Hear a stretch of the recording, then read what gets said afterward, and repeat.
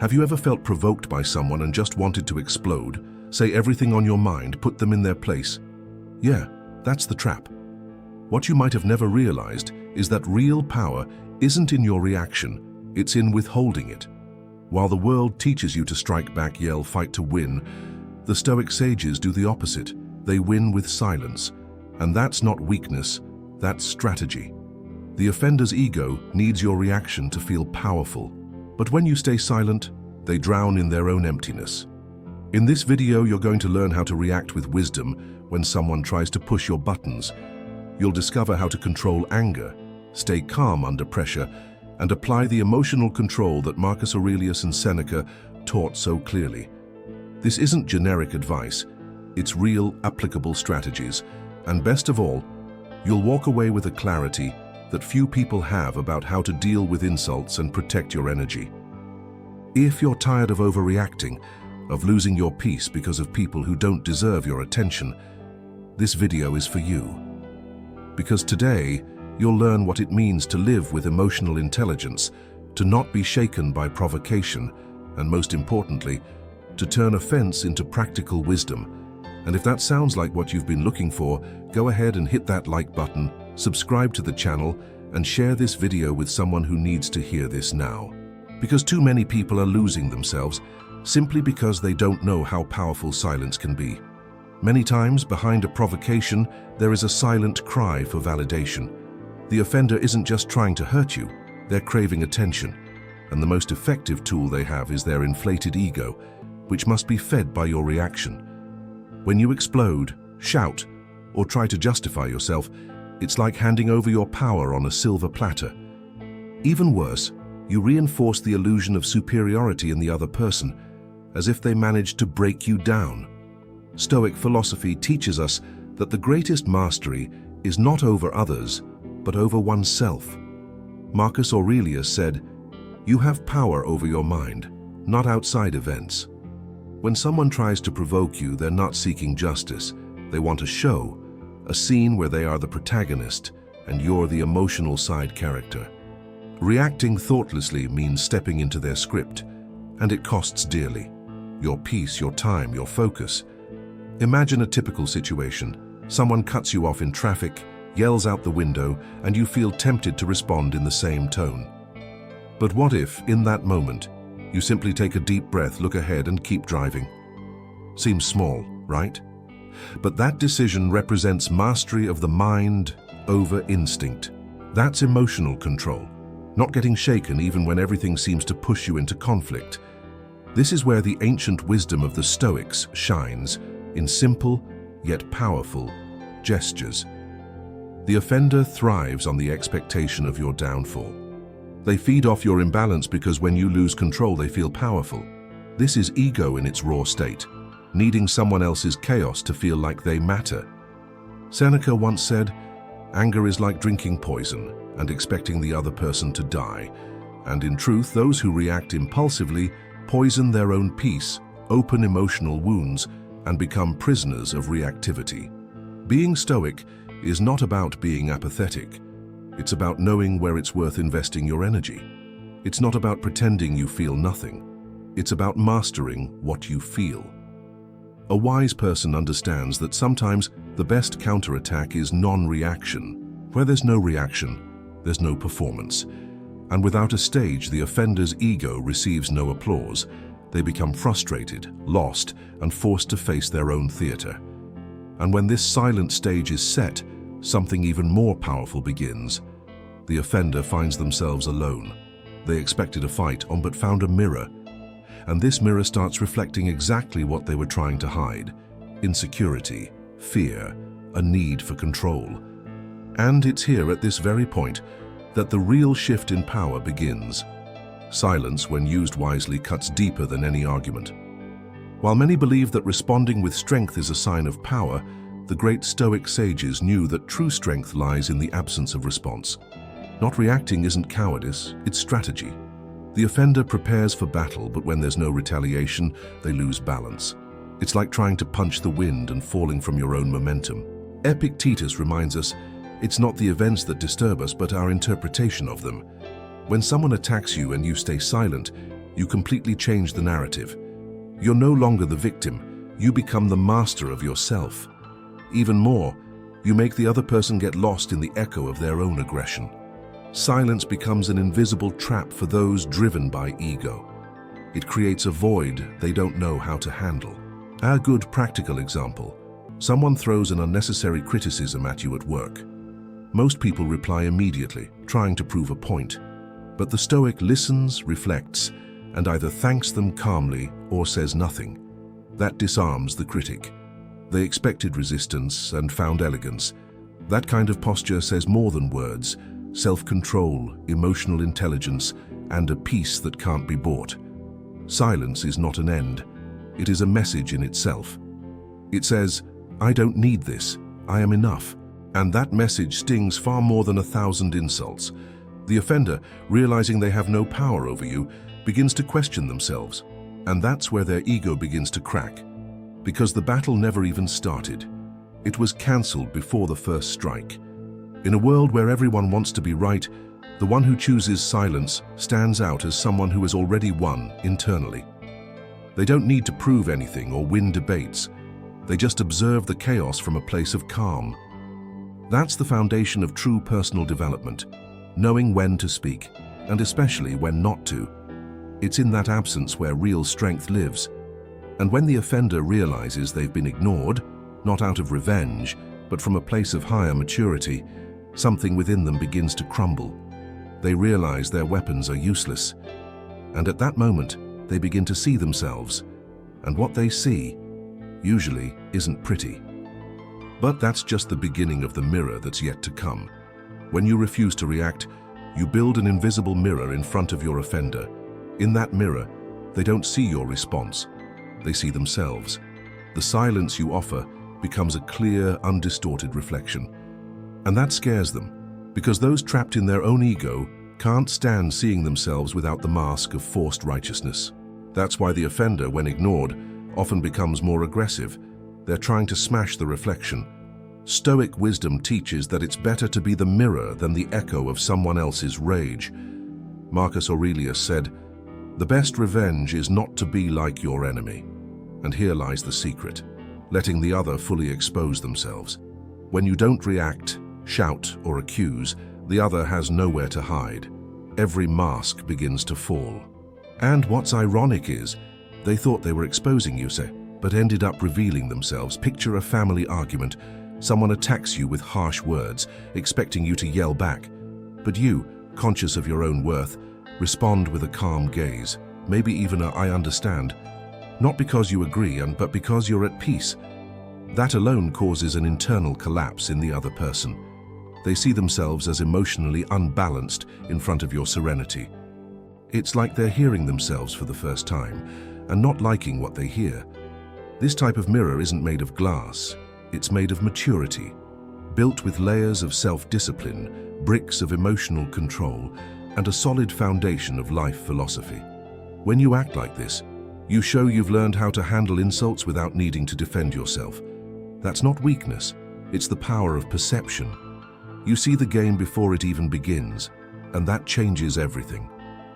The pain the offender feels when they see themselves clearly is the beginning of their own downfall.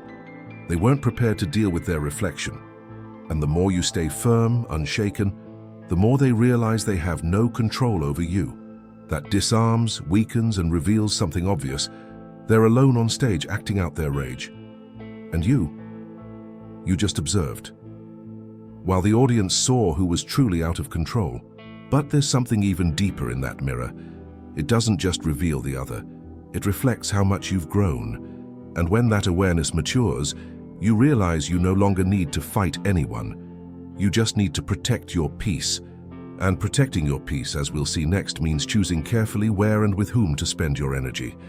The truth is, not every provocation deserves a response, and not every battle is worthy of a wise warrior.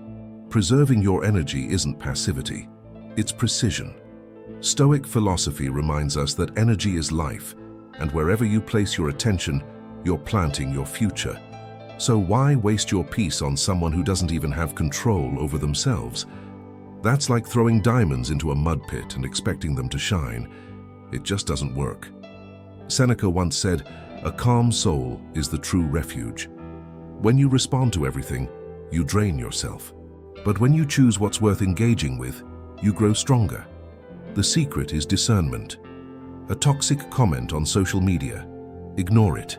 A disguised jab at work, notice it and move on.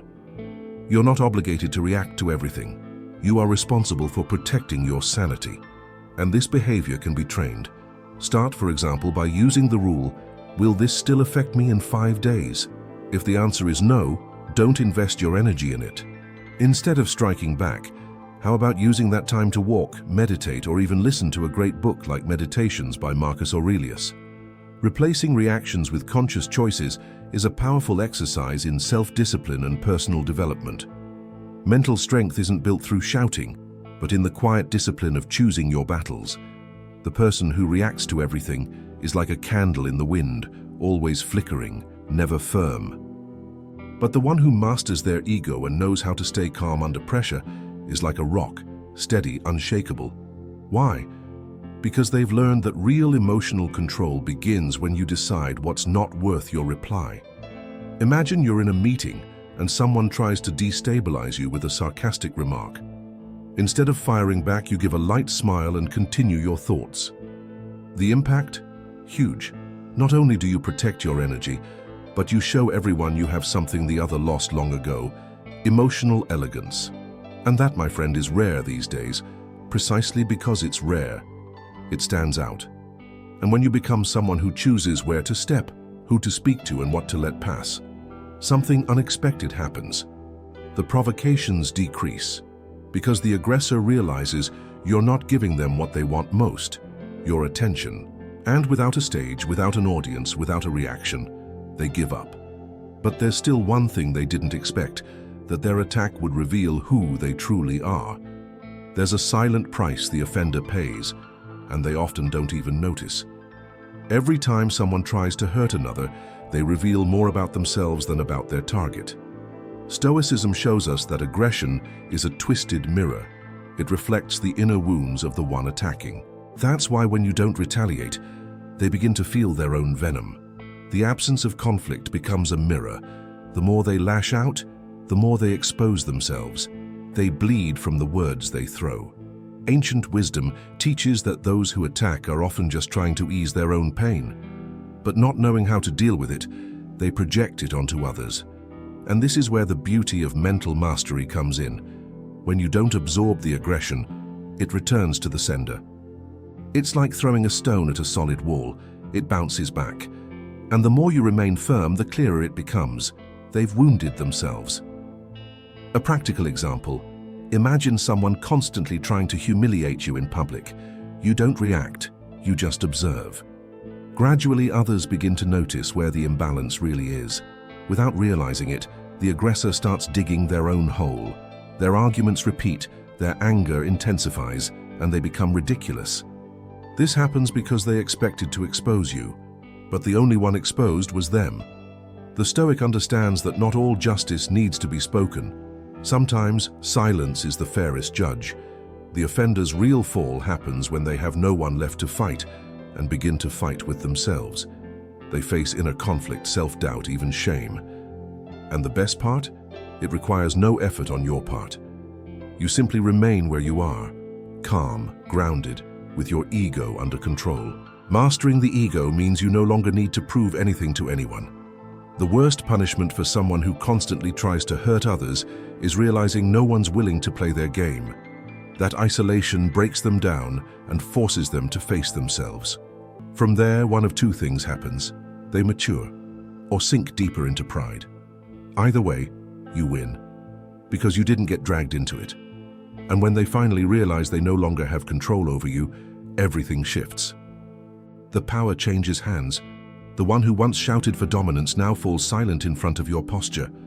But what they haven't realized yet is that you've already moved on, turning all of this into something even more powerful. The greatest plot twist of all is realizing that someone else's attack can be fuel for your growth. Stoicism teaches that even pain has purpose, if interpreted correctly. When someone tries to bring you down and you turn that into a lesson, you've already won. Because the offender expected to break you, not shape you. And instead of drowning in anger, you learn to swim in deeper waters, the sea of wisdom. It's not about showing superiority, it's about reaching maturity. Stoic philosophy, from Seneca to Epictetus, teaches that true triumph lies in inner mastery.